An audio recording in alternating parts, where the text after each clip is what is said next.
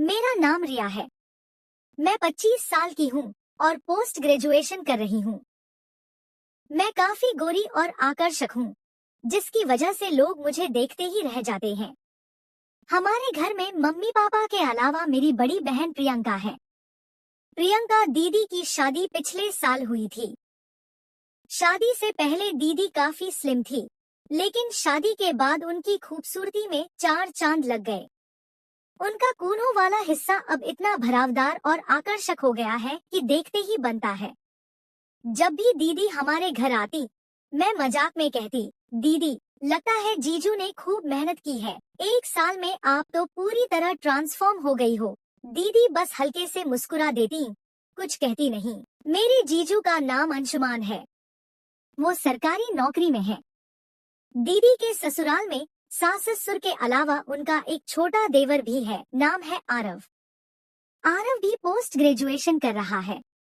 जीजू की नौकरी शहर से थोड़ी दूर है, इसलिए उन्हें अलग कमरा लेकर रहना पड़ता है। वो सिर्फ रविवार को ही घर आ पाते हैं। दीदी कई बार उदास होकर कहती, काश उनकी पोस्टिंग यहीं होती तो रोज साथ रहते। मैं कहती, रविवार को तो आ ही जाते हैं ना दीदी। वो मुस्कुराकर बोलती, अभी तुम छोटी हो, सब नहीं समझोगी।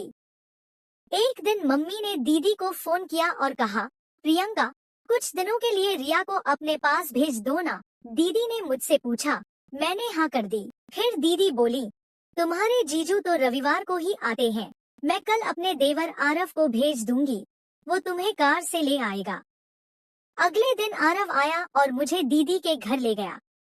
उनका घर बहुत सुंदर था। सास ससुर बहुत प्यार से मिले। आरव मेरी खूब देखभाल कर रहा था, पानी लाना, फल देना, बातें करना। मैंने नोटिस किया कि आरव दीदी से बहुत ज्यादा चिपका हुआ रहता है। वो ऐसी ऐसी बातें करता कि मुझे शर्मिंदगी होने लगती, मगर दीदी खुलकर हंसती और मजा लेती।